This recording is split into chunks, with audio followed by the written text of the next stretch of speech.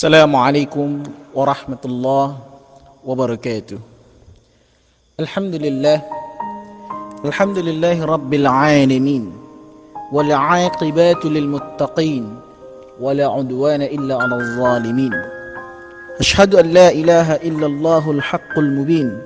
Wa asyhadu anna Muhammadar Rasulullah shadiqul wa'dil amin. Amma ba'd. Hadirin yang dimuliakan oleh Allah Subhanahu wa taala dimanapun berada. Semoga Allah Subhanahu wa taala memberikan rahmat, taufik, hidayahnya untuk kita semua. Amin amin ya rabbal alamin. Pada kesempatan kali ini izinkan kami menyampaikan sebuah nasihat, di mana nasihat ini ditujukan secara khusus untuk diri kami pribadi, sementara secara umum ditujukan untuk para pendengar hadirin yang dimuliakan Allah Subhanahu wa taala, agar hati terasa lapang saat mendapatkan musibah. Hadirin para pendengar yang dimuliakan oleh Allah Subhanahu wa taala, ada beberapa poin yang ingin kami sampaikan. Sekiranya ketika kita memahami poin-poin yang akan kami sampaikan, maka akan kita pahami bahwasanya musibah itu merupakan suatu ujian kenaikan derajat kita sebagai seorang yang beriman dan bertakwa kepada Allah Subhanahu wa taala. Yang pertama, ketika kita mendapatkan musibah, kita harus meyakini bahwasanya semua itu terjadi atas izin Allah Subhanahu wa taala. Sebagaimana Allah Subhanahu wa taala berfirman, Bismillahirrahmanirrahim. Ma asaba min musibatin illa biiznillah wa man yu'min billahi yahdi qalbah wallahu bikulli syai'in alim. Tidak ada sesuatu musibah yang menimpa seseorang kecuali dengan izin Allah Subhanahu wa taala, dan barang siapa beriman kepada Allah, niscaya Allah akan memberi petunjuk kepada hatinya, dan Allah Maha mengetahui segala sesuatu. Surat At-Taghabun ayat yang ke-11. Kemudian yang kedua, hadirin yang dimuliakan oleh Allah Subhanahu wa taala, kita harus meyakini ketika kita diberikan musibah oleh Allah Subhanahu wa taala, ujian dari Allah Subhanahu wa taala, kita harus menyadari bahwasanya kita bukan satu-satunya yang diuji oleh Allah Subhanahu wa taala. Sebagaimana Allah berfirman di dalam Al-Qur'an, surat Al-Anbiya ayat yang ke-35, kullu nafsin dha'iqatul maut wa nabluukum bisyarri wal khairi fitnah wa ilaina turja'un. Tiap-tiap yang berjiwa akan merasakan mati. Kami akan menguji kamu dengan keburukan dan kebaikan sebagai cobaan yang sebenar-benarnya, dan hanya kepada kamilah kamu dikembalikan. Quran surat Al-Anbiya ayat yang ke-35. Hadirin yang dimuliakan oleh Allah Subhanahu wa taala, adapun yang ketiga, ketika kita ditimpa musibah oleh Allah Subhanahu wa taala, maka hendaklah kita meyakini bahwasanya musibah tersebut sebagai penghapus dari dosa-dosa yang telah kita lakukan. Sebagaimana Rasulullah sallallahu alaihi wasallam bersabda, setiap muslim yang terkena musibah penyakit atau yang lainnya, pasti Allah akan menghapuskan kesalahan-kesalahannya sebagaimana pohon menggugurkan daun-daunnya.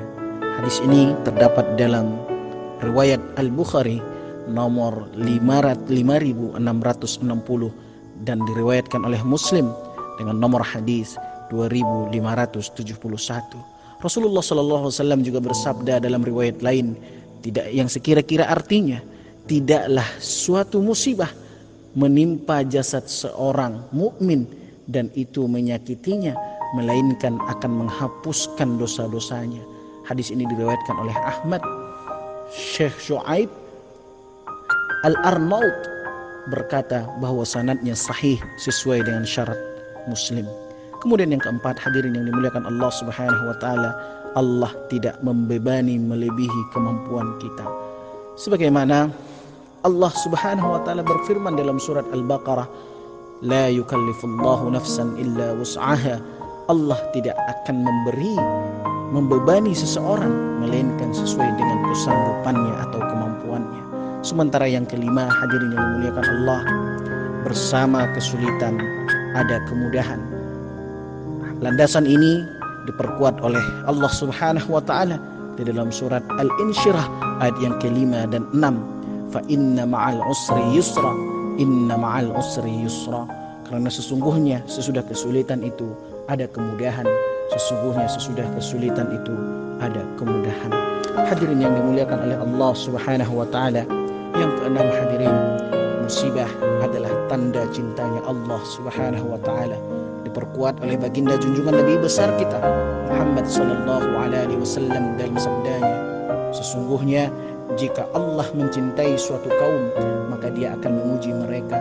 Barang siapa yang ridha terhadap ujian tersebut, maka baginya ridha Allah. Dan barang siapa yang marah terhadap ujian tersebut, maka baginya murkanya. Hadis riwayat Tirmizi dan Ibnu Majah. Hadirin yang dimuliakan Allah, adapun yang ketujuh, ketika kita ditimpa musibah dan diberikan ujian oleh Allah Subhanahu wa taala, hendaklah kita merasa bahwasanya musibah tersebut sebagai sarana meraih banyaknya pahala. Sebagaimana Rasulullah SAW bersabda, dan sekira-kira artinya, tiada seorang muslim yang ditimpa musibah lalu ia mengatakan apa yang diperintahkan Allah, yaitu inna lillahi wa inna ilaihi raji'un. Wahai Allah, berilah aku pahala pada musibah yang menimpaku, dan berilah ganti bagiku yang lebih baik darinya, kecuali Allah memberikan kepadanya yang lebih baik darinya. Hadis yang ini diriwayatkan oleh Muslim dengan nomor hadis 918. Adapun yang ke-8, hadirin yang dimuliakan Allah, musibah yang diberikan oleh Allah Subhanahu wa taala kepada kita mendapatkan kedudukan yang tinggi di surganya. Sebagaimana Rasulullah sallallahu alaihi wasallam bersabda, sesungguhnya seorang hamba jika telah ditentukan atau ditakdirkan padanya suatu tingkatan di surga yang mana dia belum bisa meraihnya dengan sebab keseluruhan amalnya, maka Allah akan timpakan padanya musibah berkaitan dengan dirinya, hartanya, atau pada anaknya. Kemudian Allah jadikan dia bisa bersabar atas musibah tersebut, sehingga dengan sebab tersebut Allah sampaikan ia pada tingkatan yang telah Allah tetapkan untuknya. Hadis riwayat Abu Daud dengan nomor hadis 2686. Kemudian yang ke-9, hadirin yang dimuliakan oleh Allah Subhanahu wa taala, selalu ada hikmah terbaik di balik musibah. Sebagaimana Allah Subhanahu wa taala berfirman dalam surat Al-Baqarah ayat yang ke-155 sampai 157 yang sekira-kira artinya, dan berikanlah berita gembira kepada orang-orang yang sabar, itulah mereka yang jika ditimpa musibah mereka mengucapkan inna lillahi wa inna ilaihi raji'un. Sesungguhnya kami milik Allah dan kami akan kembali kepadanya. Mereka itulah yang mendapatkan keberkahan yang sempurna dan rahmat dari Tuhannya, dan merekalah orang-orang yang diberi petunjuk. Hadirin yang dimuliakan oleh Allah Subhanahu wa taala, adapun yang terakhir daripada hati kita merasa telapang saat mendapatkan musibah dari Allah Subhanahu wa taala ialah kita selalu melihat ke bawah, banyak yang jauh lebih susah ujiannya, musibahnya daripada kita. Dari Mus'ab bin Sa'ad, seorang tabi'in, dari ayahnya berkata, wahai Rasulullah, siapakah yang paling berat ujiannya? Beliau sallallahu alaihi wasallam menjawab, para nabi. Kemudian yang semisalnya dan semisalnya lagi, seseorang akan diuji sesuai dengan kondisi agamanya.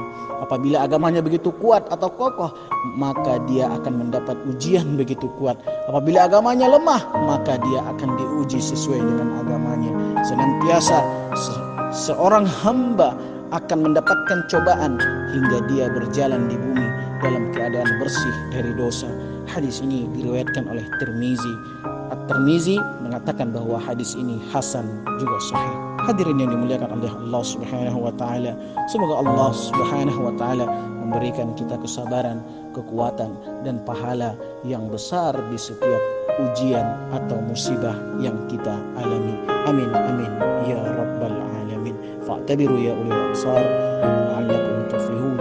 Wassalamualaikum warahmatullahi wabarakatuh.